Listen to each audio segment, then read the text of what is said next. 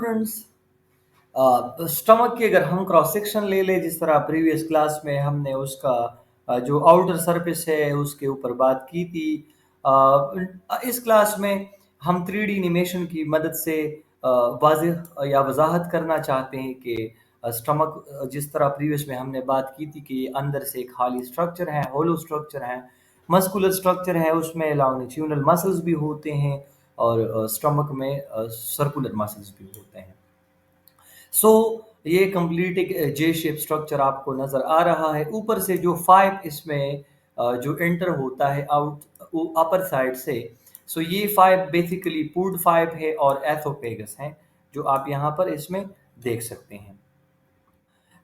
Stomach को basically इसके दो हिस्से होते हैं, एक आउटर स्टमक होता है और एक इसमें इनर स्टमक होता है। सो ये जो येलोविश हिस्सा आपको नजर आ रहा है, basically this part is known as outer stomach. So outer stomach को हमने रिमूव किया और अब जो आपको नजर आ रहा है ये कौन सी स्टमक है, ये बेसिकली इनर स्टमक है। ठीक है, तो मेनली तो इसके ये दो हिस्से हैं और दो हिस्से कंप्लीट जो है वो क्लियर आपको नजर आ रहे हैं।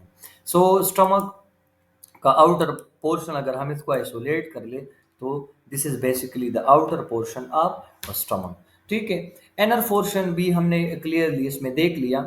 ये जो स्टमक का कंप्लीट फाइनल और टर्मिनल पोर्शन है, ये हिस्सा जो आपको नज़र आ रहा है, ये बेसिकली वो हिस्सा है।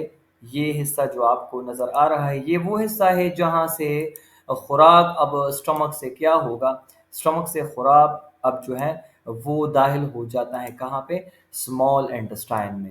सो बेसिकली ये हिस्सा जो है दिस पार्ट, ये फिर अटैच है स्मॉल इंटेस्टाइन के साथ, और इससे जो ऊपर पार्ट की हमने बात की थी वो पार्ट जो थी वो फूड पाइप, बेसिकली ऊपर साइड जो है वो अटैच है फूड पाइप के साथ। ठीक है, साइड पे आप स्टमक के बारे में जो है वो कुछ डिटेल रीड कर सकते हैं। स्टमक का वो पोर्शन जो एसोपेगस के साथ जो है वो करीब है, तो ये पोर्शन हम कहलाते हैं कार्डिया।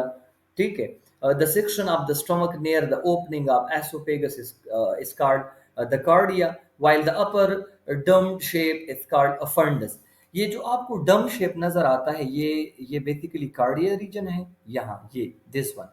और ये आपको जो डम शेप स्ट्रक्चर नजर आ रहा है, the whole dome shape structure, that is known as fundus. ठीक है, और ये जो लॉन्ग आपको नजर आ रहा है यानी कि डम शेप से लेके नीचे वाले हिस्से तक, ये पहला पोर्शन आपको नजर आ रहा है, ये कार्डिया पोर्शन है, ये दिस पार्ट बेसिकली। ठीक है, और नेक्स्ट जो ये जो डम शेप स्ट्रक्चर आ रहा है, अगर हम इसको इस तरह लाइन लगा ले तो ये ऊपर जो हिस्सा हमारे पास बचा ये वाला, दिस पोर्शन इज बेसिकली, ये क्या है, ये फंडस है। और ये इसके बाद जो लॉन्ग पोर्शन होता है, दिस होल लॉन्ग पोर्शन, ये सबसे लॉन्ग पोर्शन होता है स्टमक का, लंबा और सबसे बड़ा पोर्शन है।